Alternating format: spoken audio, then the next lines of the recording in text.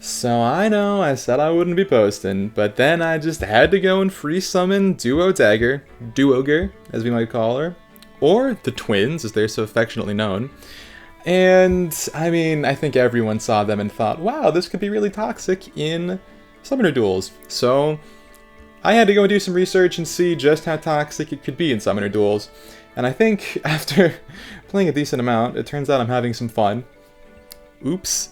I think I have some decent stuff to show. Now, I want to be clear, I'm far from the best Summoner Duels player. This team is far from unbeatable. But I just figured I'd be topical and show off what I came up with. So the idea of this team is to abuse Earth Rendering, which I think Earth Rendering to me feels like a little bit of a mistake. Like, I think this is an overtuned captain skill or whatever they're called. But the idea here is, so who do we have? We have obviously Duo Dagr. Pathfinder in the weapon and Pathfinder Duo skill enables a lot of shenanigans. The idea of this is to control as much space as possible. And honestly, despite that giving strong aggressive options, the real idea is to make them scared to approach and just win by stalemate using Earth Rendering. That's kind of the game plan, but it can pivot to other things. I have a few matches I want to show. You'll see. We have Fjorm with Deflect Magic. Why is that? Because I think, because this team is so much about range, the only one range unit who can contest the range of this team, the only near savable unit that is Legendary Sigurd. And I would much rather have one unit I really need to worry about, Legendary Sigurd, than have to worry about every single ranged cav, because they're pretty popular in this mode, it turns out. The ranged cav I'm personally using is Lysithea, and I think the Brave weapons are really popular right now, so Deflect Magic here makes her really tough to break for most units. Lysithea is here just to be the one threatening all that range with a lot of damage. Very difficult to deal with because she's colorless. You might notice I'm running base kits on pretty much everyone here. It's who I am as a person.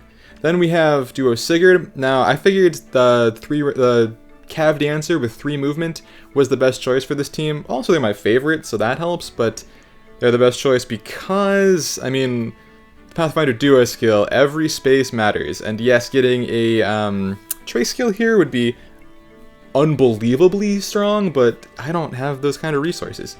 And then finally, we have a Duo Sigurd of our own, a Legendary Sigurd of our own. And why is that? The reason for that is, by using the Pathfinder in her weapon, Sigurd and Lysithea can threaten the same range, which means that regardless of what savior the other team has, they cannot stand in my range safely, necessarily. Now, there are some far savers that I can't break through, and there are some near savers that I can't break through. So that can be a problem. Obviously, they don't beat literally everything, but it really helps to put on the pressure, and that's the idea. Now, we're going to take a look at a few matches.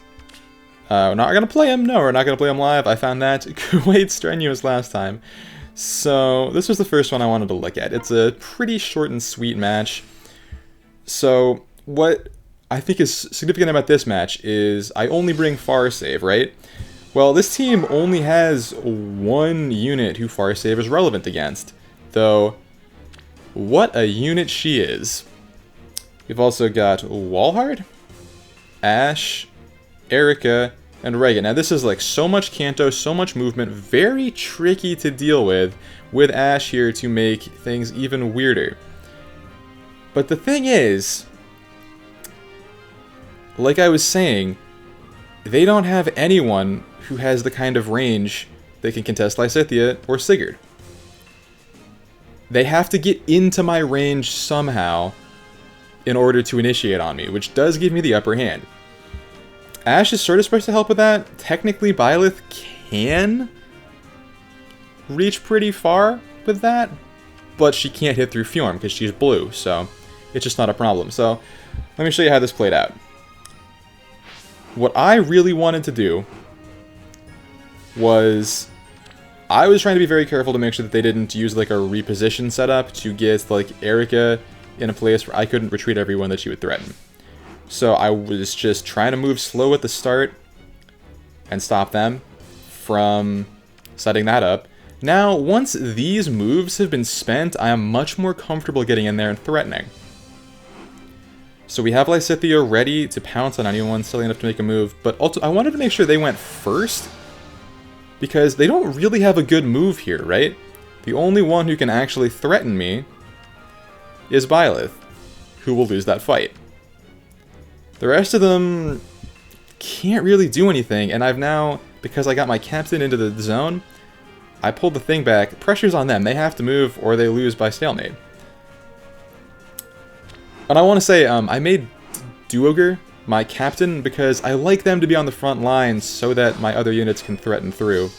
And yeah, so they tried to get further in.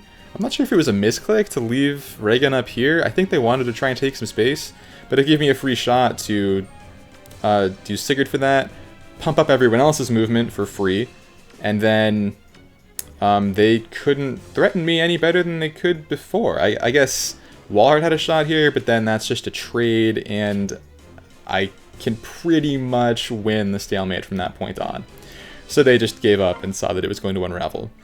Now the next match I want to look at, okay, you might notice I'd fought this player once, but I think our rematch, I want to be clear, I won the first time, so this isn't, I'm not cheesing you, don't you worry, I'm not cheesing you.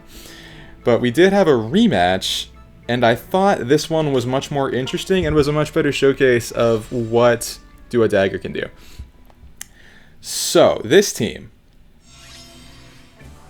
Now, it helped that I'd fought them before, so I had an idea of how the team worked, but basically, this is a bunch of 2 range units and only one range unit. No one here strikes me as being able to break through my Fjorm, which is great. I like that very much. The only big problem then is Erica, because Fire Save doesn't work on her. So what I wanted to do was make sure...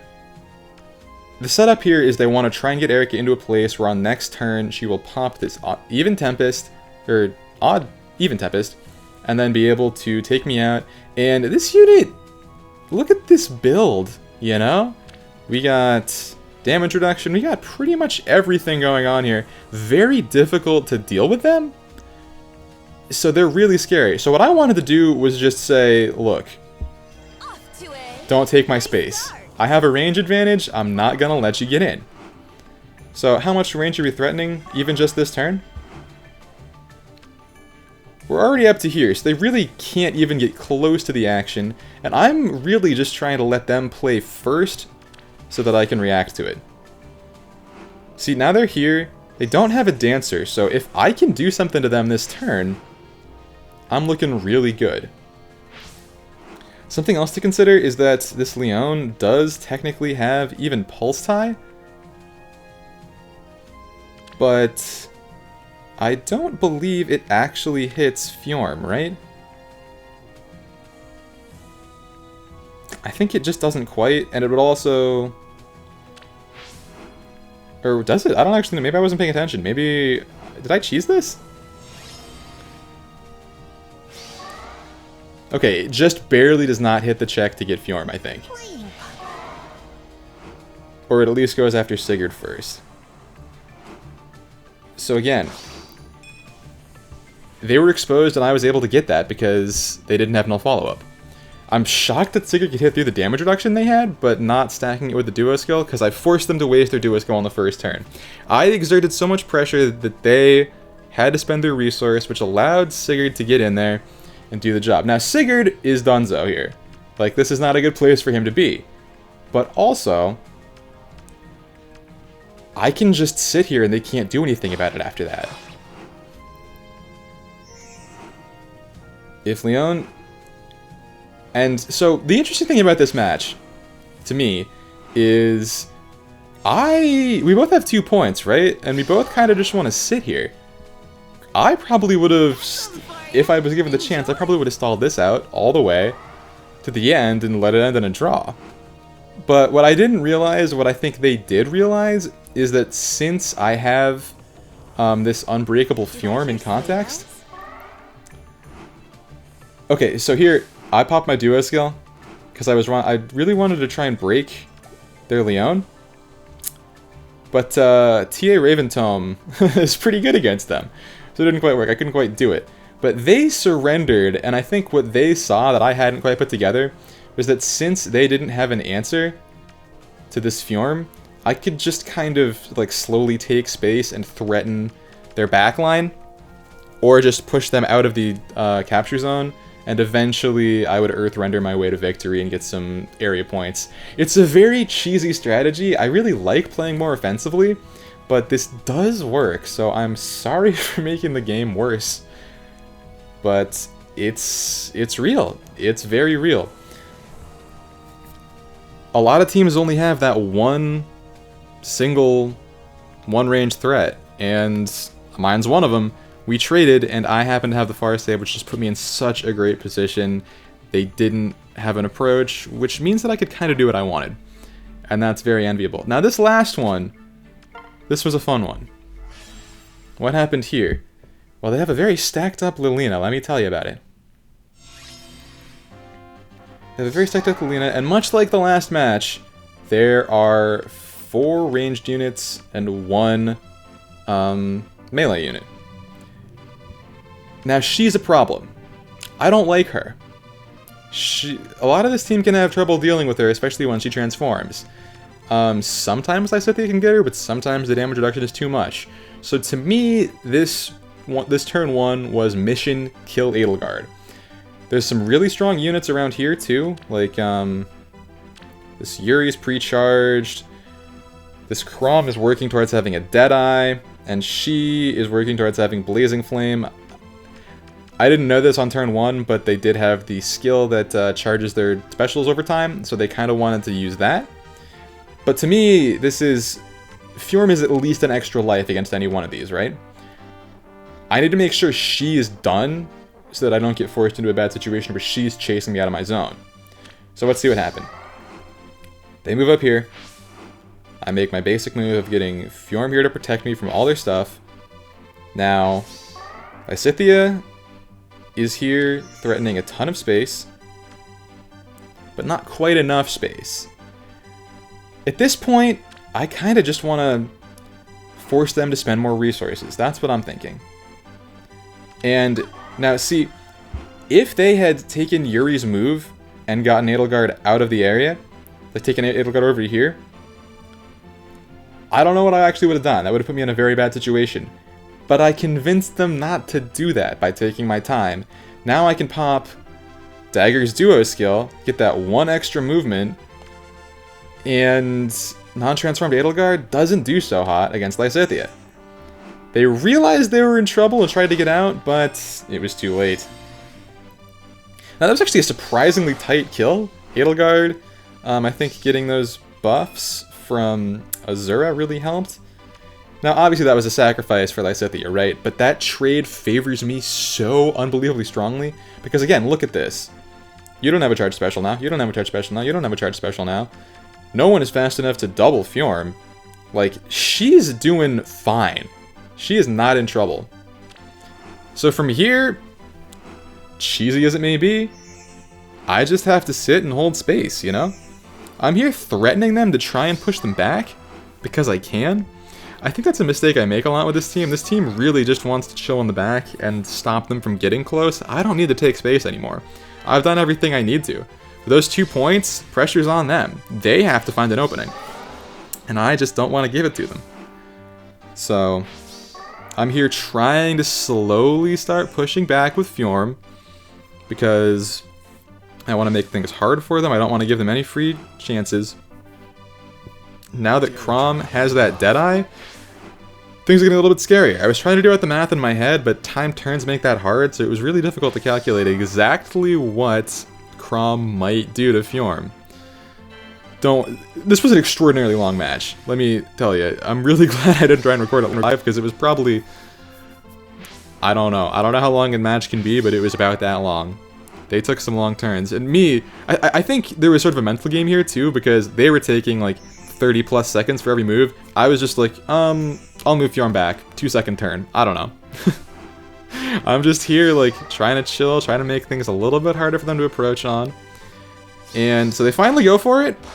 Not enough. I've already ended my turn, so I can't do anything else, which gives them a chance to come in with Yuri. But, see, so here I'm looking at the scores, right? They have 4 to my 10. I'm thinking I can still easily win this by stalemate. So what I do is I go and take out Yuri, because he has so much movement. He can get back out. Like, if he comes back in on me, it might start causing problems that I can't fix. But now, on turn 5, how does Lilina get in to do anything else, right? Even if she does, they would only get another 3 points. And I would still win. Because I even get another 2 here at the end. So again, like, it's dirty. I don't really feel good about doing it. But this is a really strong team comp. The Pathfinder effect can really make this kind of stall team work unbelievably well. It's very silly. And what I really like about this team is that it can sort of switch focuses. Like, it does have that aggressive aspect. I can get in and do that. I have Kanto on Lysithea, so she can kind of get in and get out. Like, it's not purely a team that wants to hold back. And even like you saw there, I had to play very aggressively to get rid of the threat that I wanted to get rid of. On the map before that, I had to play aggressively and get rid of the Erica. And then we switch to the stalling. It has what it needs, and there are definitely answers to it. It has problems dealing with the like supercharged up bonus doubler type units. It has problems dealing with the Elder V Classic. I don't know way to break through Vantage. I think maybe a really invested legendary Lilina might be a better choice than Duo Lysithea, Harmonic Lysithea. But I don't really have any trace fodder I feel like spending on that, so I'm not going to be the one to find out. And I also just get outplayed a lot. Sometimes people who know how to play Legendary Sigurd well, he's a very good answer to this team. If you can, pretty much whoever like can put a Sigurd in a problematic spot first can win. And there's a lot of similar teams out there right now. I think the Dagr Duogre versus Duogre matches are pretty interesting, and some of the others just kind of, it feels like there's an unfair advantage. I don't know. Anyway, I'm still new to the Summoner Duels thing. It's not my absolute forte, so let me know what you think of this. Let me know how you feel about Duogre and the meta if you're a big Summoner Duels fan. And, I don't know, maybe I'll keep on playing and doing stuff, maybe not. But I hope you enjoyed this little showcase, and I will make more things with video games that you can look at sometime soon in the future, question mark? Weirdly, since I stopped posting AR videos the last couple days, I got really interesting matches both days. I did record them. They don't have voiceover. I might do something with them. I don't know. We'll see. Let me know what else you'd like, if you're having a good time, how this went, and I will post something else in my life. So, thanks for being here. Until then.